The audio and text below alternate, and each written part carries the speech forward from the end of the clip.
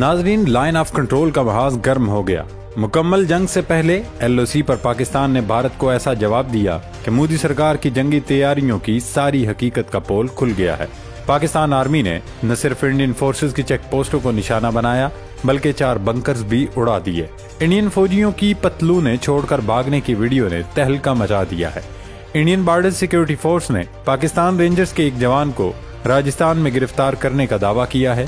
Pakistan rangers का ये जवान कौन है और उसे कैसे गिरफ्तार किया गया, इससे पहले आपको बताएं कि पाकिस्तान की इंटेलिजेंस एजेंसी ISI ने एक बार फिर भारत का सर्जिकल स्ट्राइक का मंसूबा वक्त से पहले ही न सिर्फ पता लगा लिया बल्कि उसे नाकाम भी बना दिया।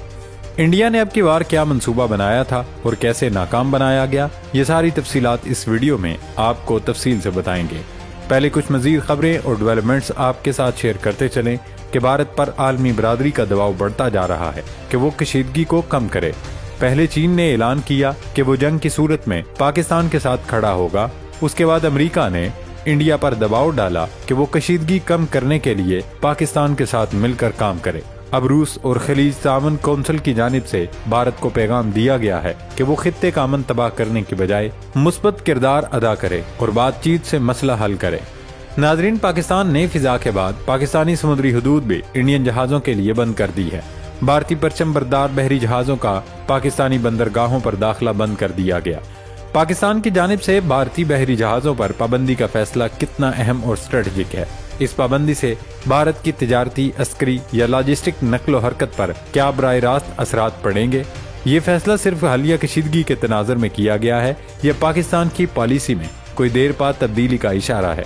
और ये इकदाम भारत पर सफारती दबाव बढ़ाने की कोशिश है या पाकिस्तान किसी बड़े अस्करी या मुआशी कदम के लिए जमीन हमवार कर रहा है? इस सब पर इस वीडियो में आगे चलकर तफसील से बात करेंगे। नाजरीन, सबसे पहले बात करते हैं पाकिस्तान के वजीर दिफा ख्वाजा आसिफ की।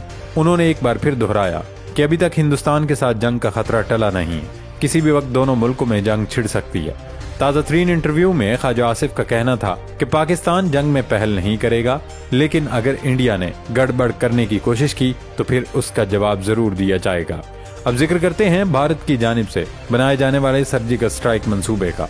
तो इंडिया ने पाकिस्तान के साथ मुकम्मल फुल फ्लैज जंग के बजाय अब फेस सेविंग का रास्ता ढूंढने की कोशिश शुरू कर दी है। दरअसल आलमी दबाव के बाद मोदी सरकार को अंदाजा हो चुका है कि हमले की सूरत में पाकिस्तान की तरफ से जिस शिद्दत से जवाब आएगा उससे मजीद भारत में BJP सरकार की सुबकी होगी। लिहाजा मोदी सरकार ने इंडियन एयरफोर्स को ये टारगेट दिया था कि वो आज़ाद कश्मीर में सरहद के करीब कायम मदरसों पर बमबारी करें। वहाँ होने वाली अमवात को दुनिया के सामने इस तरह पोर्ट्रे किया जाएगा कि ये मदरसे नहीं बल्कि दहशतगर्दों के ट्रेनिंग कैंप्स थे, जहाँ नौजवानों को अस्करी तरबियत देकर मकबूजा कश्मीर भेजा जाता था और वहाँ हमले करते थे। मदरसों पर बमबारी के नतीजे में होने वाली अमवात पर यह प्रोपेगेंडा किया जाएगा कि ये तमाम के तमाम दहशतगर्द थे। लेकिन पाकिस्तान की खुफिया एजेंसी ISI ने बर वक्त मोदी सरकार के इस प्लान का पता लगा लिया। अब सूरत हाल ये है कि इससे पहले इंडियन फिजाइया हमला करती या बमबारी करती, हुकूमत ने आज़ाद कश्मीर के सरहदी इलाकों में कायम तमाम मदरसों को बंद करवा दिया और हॉस्टल में रिहाइश पजीर तलबा को भी घर भेज दिया। BBC की टीम ने इन मदरसों का दौरा किया तो वो बिल्कुल वीरान और सुनसान पड़े थे।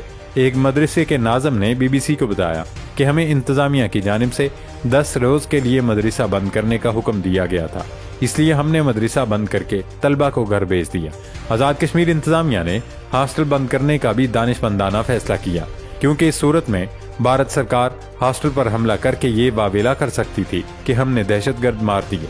जियो न्यूज के प्रोग्राम नया पाकिस्तान में एंकर शहजाद इकबाल के साथ गुफ्तगू में वजीर दिफा ख्वाजा आसिफ ने भी ये इशारा जरूर दिया था कि अमेरिका चाहता है भारत को फेस सेविंग के लिए आज़ाद कश्मीर में कार्रवाई करने दी जाए, लेकिन उन्होंने खुलकर ये नहीं बताया था कि इंडिया का प्लान क्या है। नाज़रीन, सिर्फ यही नहीं बल्कि पाकिस्तान ने भारत से एक कदम आगे चलते हुए आज़ाद कश्मीर के सरहदी इलाकों में इंटरनेशनल मीडिया का दौरा भी करवा दिया। भारत की जानिब से प्रोपेगेंडा किया जा रहा था कि पाकिस्तान ने आज़ाद कश्मीर में दहशतगर्दी के कैंप्स कायम कर रखे हैं। पाकिस्तान ने केल, दुंदियाल, अटमकाम, लीपा, जोरा फॉरवर्ड कोहटा, कोटली, खोईरट्टा, मेंढर, नकेल, चमनकोट, जानकोट समेत मुख्तलिफ मुकामात का दौरा कराया। गैर मुल्की मीडिया के नुमाइंदों ने खुद भारतीय मीडिया का झूठ बेनकाब करते हुए वाजे कर दिया कि इन इलाकों में कोई ट्रेनिंग कैंप कायम नहीं है। सिक्योरिटी जराये का कहना था کہ بھارت کا گودی میڈیا ان علاقوں سے متعلق پروپیگنڈا کر رہا تھا کہ یہاں دہشت گردوں کو تربیت دینے کے مراکز ہیں اور انڈین فوج اس علاقے میں سرجیکل سٹرائک کرنا چاہتی تھی، لیکن ان کی یہ کوشش ناکام بنا دی گئی۔ ناظرین، اب ذکر کرتے ہیں LOC پر ہونے والی جھڑپوں کا۔ لائن آف کنٹرول پر مسلسل 10 روز سے فائرنگ، گولہ باری اور جھڑپیں جاری ہیں۔ ہفتہ اور اتوار کی درمیانی شب پاکستان آرمی نے انڈین چیک پوسٹوں کو نشانہ بنایا۔ اطلاعات ہیں کہ بارامولہ، راجوری، مندرہ سمیت مختلف سیکٹرز میں پاکستان آرمی نے نہ صرف انڈین فائرنگ کا جواب دیا بلکہ کئی مورچوں اور چیک پوسٹوں کو بھی اڑا دیا۔ بنکرز، مورچے اور چیک پوسٹیں تباہ ہونے کے بعد بھارتی فوج مورچے چھوڑ کر بھاگ نکلی اور پہاڑی پر چڑھ گئی۔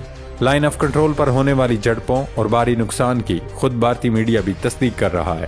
ایک اور خبر آپ کے ساتھ شیئر کریں کہ انڈین بارڈر سیکیورٹی فورس نے پاکستان رینجرز کے ایک جوان کو گرفتار کرنے کا دعویٰ کیا ہے۔ انڈین میڈیا کے مطابق رینجرز اہلکار کو انڈیا کی ریاست راجستھان میں سرحد کے نزدیک سے BSF کی راجستھان فرنٹیئر نے حراست میں لیا۔ پاکستانی حکام کی جانب سے فی الحال اس واقعے پر کوئی تبصرہ سامنے نہیں آیا، جبکہ BSF نے بھی اس بارے میں تفصیلات فراہم نہیں کی ہیں۔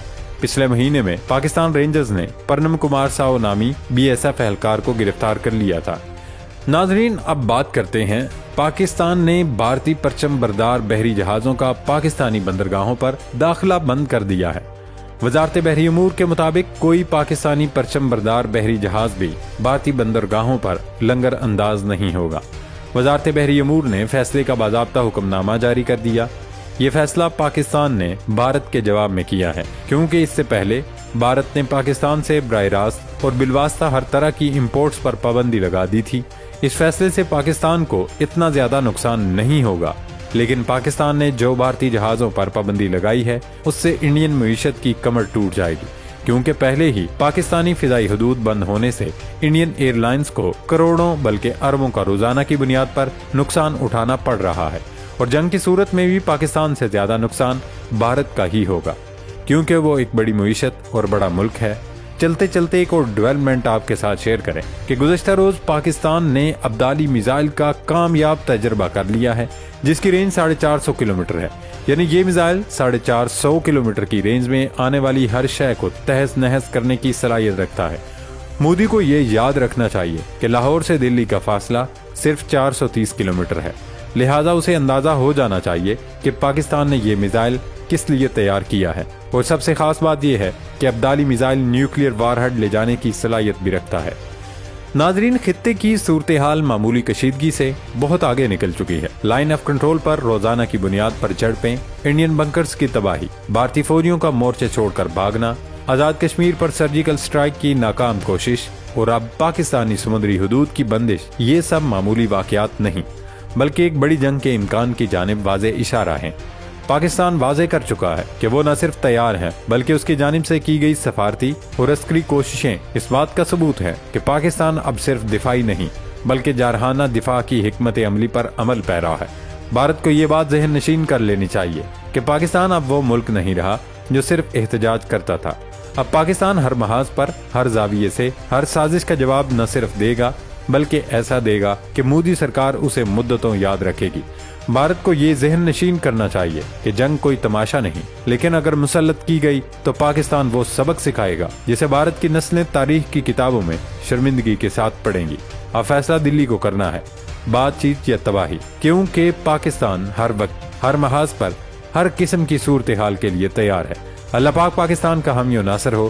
پاکستان زندہ باد۔